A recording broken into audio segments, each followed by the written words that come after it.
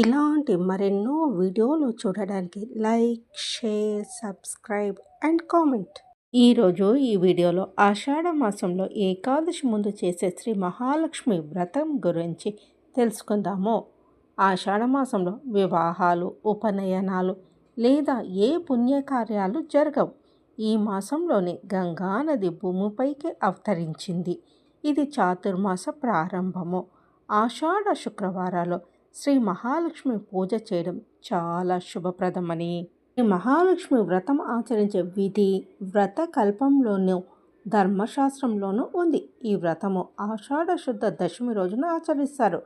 దీన్ని ఆచరించడం వల్ల లక్ష్మీనారాయణుల అనుగ్రహం కలుగుతుందంటారు. లక్ష్మి అనే పదం మనకు ఋగ్వేద కిలకాండంలోని శ్రీ సూక్తంలో వినవస్తుంది. ఆ సూక్తమే లక్ష్మీదేవి పంచభూతాత్మకమైన ఈ ప్రకృతికి మూలమని తెలుపుతోంది. జగతంతా వ్యాపించిన విష్ణువులాగే ప్రపంచమంతా శ్రీ మహాలక్ష్మి వ్యాప్తమైందని విష్ణు ధర్మోత్తర పురాణ వచనము. ఏ విధమైన సంపద కోసమైనా లక్ష్మినే అర్చిస్తారు. సకల సంపదలకు అధిష్టాత్రి శ్రీ మహాలక్ష్మి. సాక్షాత్ విష్ణుమూర్తి స్కంద పురాణంలో మహాలక్ష్మి గురించి చెబుతూ, సంసార సాగరంలో మునిగిపోయేవారు నన్ను పొందడానికి లక్ష్మీదేవిని కటాక్ష రూపిణిగా మహర్షులు నిర్ణయించారు. తొలి ఏకాదశికి ముందు రోజున వచ్చే ఈ పర్వదినము శ్రీ మహాలక్ష్మికి ఎంతో ప్రీతికరమైంది. ఈ రోజున వ్రతం చేసి కథ చెప్పుకొని శాస్త్రోక్తంగా దాన ధర్మాలు చేసే వారింట లక్ష్మి స్థిర నివాసం ఏర్పరచుకొని కుటుంబ సభ్యులందరినీ అనుగ్రహించి సకల సంపదలను శాశ్వతంగా ఇచ్చి సుఖశాంతులను ప్రసాదించి మోక్షానికి అర్హత కలిగిస్తుందని వ్రత ఫలశ్రుతి చెప్తోంది. శ్రీ మహాలక్ష్మి వ్రత పూజా విధానం గురించి తెలుసుకుందాము. మహాలక్ష్మి వ్రతాన్ని తగిన శ్రద్ధతో భక్తితో పూర్తి చేస్తే లక్ష్మీదేవి చాలా సంతోషిస్తుందని విశ్వాసాల్లో మహాలక్ష్మి వ్రతానికి చాలా ప్రాముఖ్యత ఉంది. ఈ వ్రతాన్ని ఆచరించే స్త్రీలు లక్ష్మీమాతకు చీరె, గాజులు, పసుపు, కుంకుమ వస్తువులను సమర్పించాలి. ఇలా చేయడం వల్ల కుటుంబ సభ్యుల ఆయుష్ పెరుగుతుంది మరియు ఇంట్లో ఆనందము, శాంతి చేకూరుతుంది. దీపాలు వెలిగించి ధూపం సమర్పించిన తర్వాత పుష్పాలను సమర్పించాలి. మహాలక్ష్మికి కలువ పువ్వులంటే ఇష్టం. కలువ పువ్వులను సమర్పించి హారతి ఇవ్వాలి. నైవేద్యం సమర్పించిన తర్వాత శ్రీ మహాలక్ష్మి స్తోత్రం చదవాలి. మహాలక్ష్మి వ్రత కథ గురించి తెలుసుకుందాము. పూర్వము ఒక ఊరిలో ఒక పేద బ్రాహ్మణుడు ఉండేవాడు. ఆ బ్రాహ్మణుడు నిత్యము శ్రీ విష్ణువును పూజించేవాడు.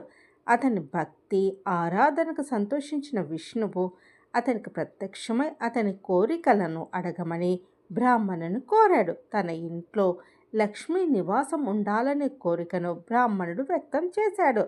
అది విన్న శ్రీ విష్ణువు బ్రాహ్మణుడికి లక్ష్మీదేవిని పొందే మార్గాన్ని చెప్పాడు.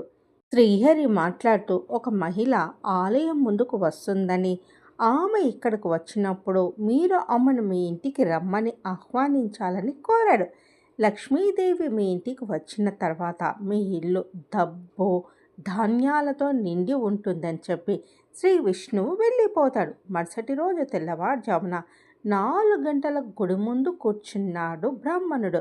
లక్ష్మి ఆహారం తినడానికి వచ్చినప్పుడు బ్రాహ్మణుడు ఆమెను తన ఇంటికి రమ్మని అభ్యర్థించాడు. అప్పుడు ఆ మహాలక్ష్మి ఆ బ్రాహ్మణుడికి చెప్తుంది, తొలి ఏకాదశి ముందు రోజు ఆషాఢ దశమి రోజు ఉపవాసం ఉండి భక్తి శ్రద్ధలతో ఉభయ సంధ్యావేళలో పూజ చేసి ధూప దీప నైవేద్యాలు సమర్పించి 3 ముత్తైదువులకు తాంబూలాలు సమర్పించి దాన ధర్మాలు చేసి చంద్రునికి అంతార్పణ చేస్తే నీ కోరిక సిరి సంపదల రూపంలో నీ కోరిక తీరుతుందని బ్రాహ్మణుడికి చెప్తోంది. ఆ బ్రాహ్మణుడు ఆషాఢ దశమి రోజున భార్యా సమేత భక్తి శ్రద్ధలతో వ్రతాన్ని ఆచరించి దాన ధర్మాలు చేయటం ద్వారా సిరి సంపదలు కలిగి లక్ష్మీ ప్రసన్నురాలు అవుతుంది.